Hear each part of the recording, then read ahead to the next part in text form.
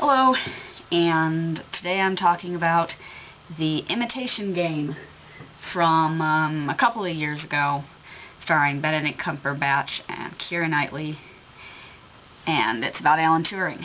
So, it's another not science fiction movie, but I think it fits in my wheelhouse fairly well anyway, given some of the other movies I've reviewed that were also about scientific achievement in the past. Except this one's not about the space race. And it's honestly a bit less fun and uplifting.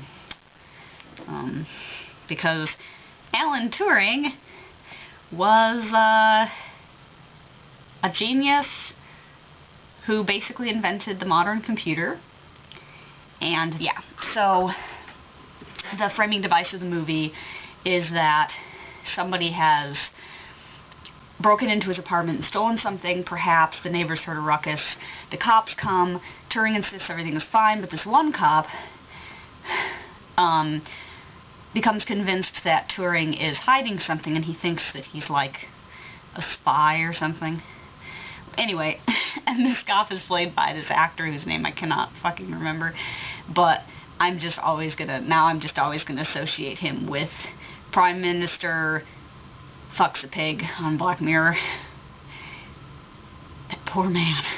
Okay, anyway. It's a good movie. So it's kind of about three things, I guess. Like, it's about Alan Turing's involvement in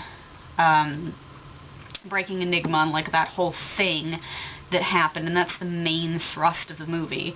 But there's also stuff just about Turing's personal life, I guess. His relationship with Joan, the fact that he's gay, and also this past relationship he had with this schoolmate at fucking Eton or whatever, I don't know. I think they look to be teenagers, I'm guessing. Who got him into being interested in code breaking, and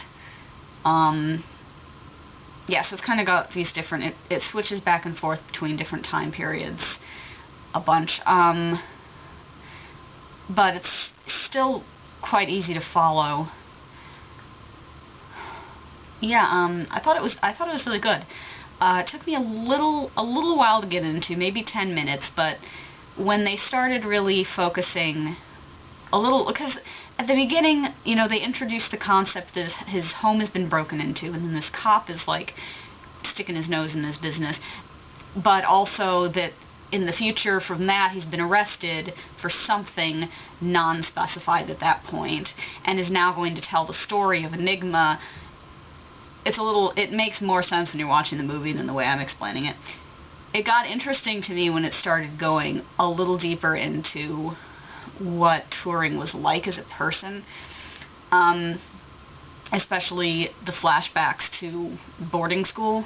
He's like, I mean, he's clearly autistic, and there's this thread throughout the movie of connecting basically his having a mind that works differently and sees the world differently to other people, enabling him to conceive of his machine, which of course eventually evolves into the computer.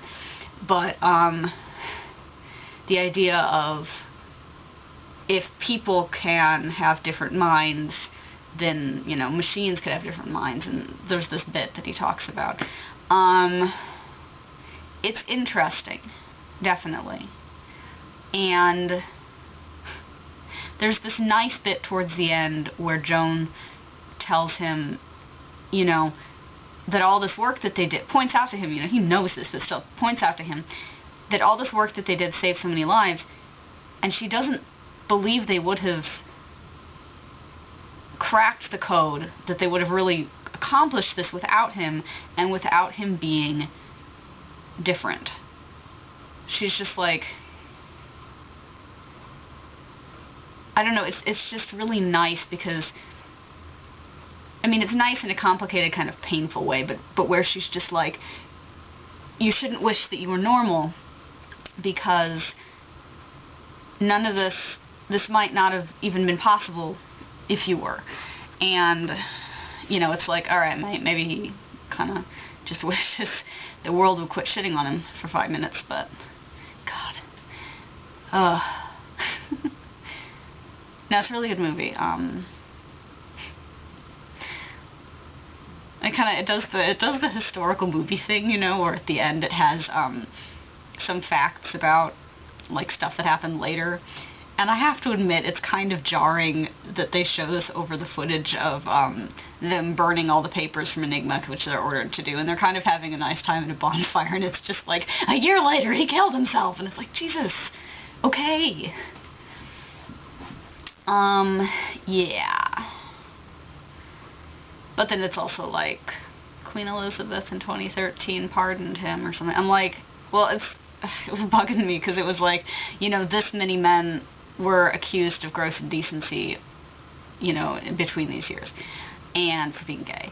And then it was like Queen Elizabeth II pardoned Alan Turing for and I'm like, should just pardon all of them? You know? Like, it was a bullshit law.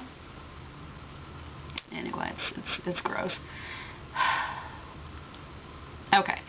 But it's a good movie. One thing I will say is that I have no fucking idea how the machine works. And, like, I understand that we don't perhaps go to movies to learn how simple computers work, but, like, there was just sort of where I was just sitting there like, I don't get how this is supposed to, like, I know they're not going to explain it, but I wish they would just take a couple of minutes to explain it in really dumb speak so that I can get what they're doing with this computer. Like, what? You know, how is it honestly, like, I don't get, because, like, I understand that they need to check all of these different combinations.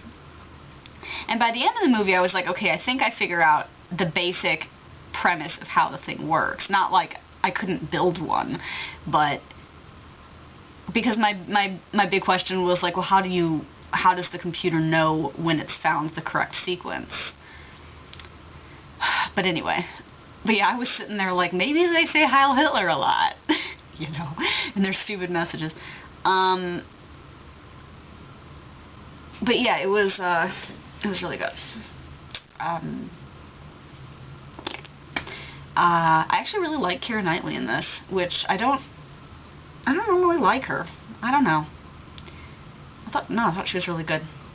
Maybe she's like matured as an actress or something, and maybe she's gotten kind of better than she used to be. But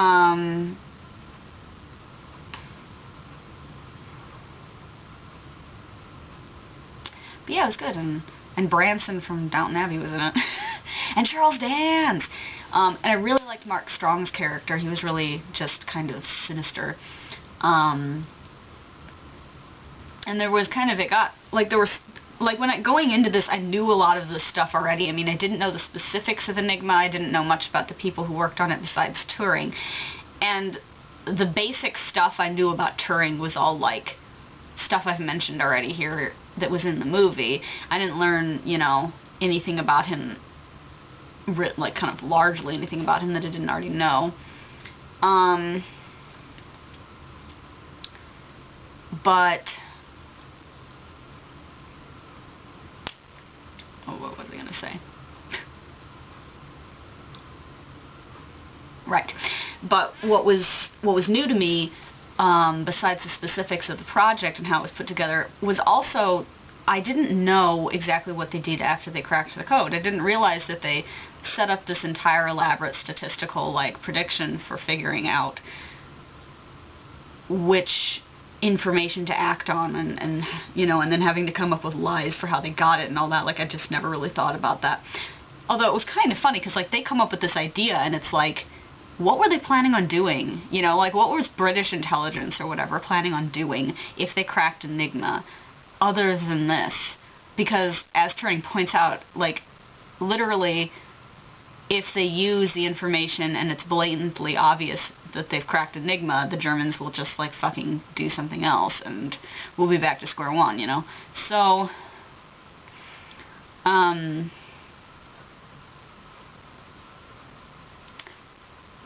God. Yeah, so that was interesting, and then also the whole just, like, destroy all the evidence. It's been 50 years, but before anybody even knows that they did this kind of stuff is really interesting. I mean, it makes me curious about the history around that as well. Like, was Enigma ever used in other wars? I mean, I don't think so. Especially considering, obviously, it was Germany's thing, so Germany wasn't involved as an enemy of the UK in any wars after World War II.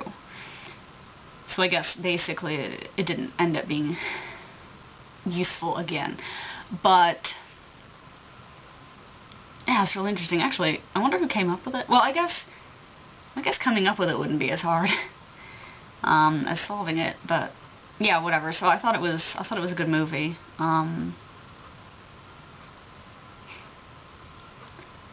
I also enjoyed the stuff with Branson. I'm just gonna fucking call him that. Being the Soviet spy. It was sort of a roller coaster, because it was kind of like, all right, he seems like nice. He's actually nice to Turing. He's like figured out he's gay and doesn't, I mean, you know, he's not horrified by this. He's just kind of like, well, that's just a thing. And then Turing realizing, oh my god, he's the spy, and then of course he turns that around and is like, if you tell him my secret, I will tell him yours. And it's like, oh, you shithead. And then immediately, you know, it's like, oh, he's the spy, and Mark Strong is all like, yeah, I know. I've known all along. It was part of my game, whatever. So it was just, bleh. But that was interesting, too, of him just being like, yeah, well, the Soviets are our allies, and I think Churchill needs to give them more information than he does, so this is how I'm getting that getting around him. And it's like, but yeah, I don't know. I thought it was really good. I thought it was really well done. Yeah, not wonderfully uplifting to the human spirit like some of the other biopic kind of movies that I've watched for this review thing, but I mean, when they solved Enigma, it was nice. But yeah, but it's real life, right? Like, I think it was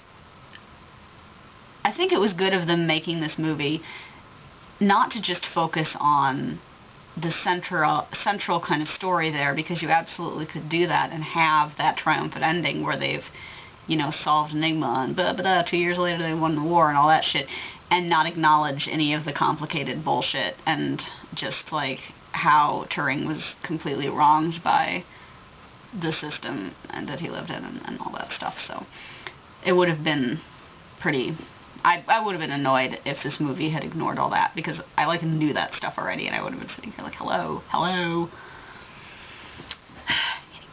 Anyway.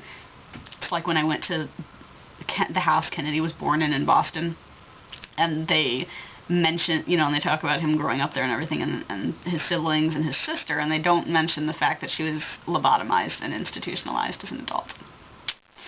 And I was like, okay. Anyway, so, yeah, it's a good movie. Catch you next time.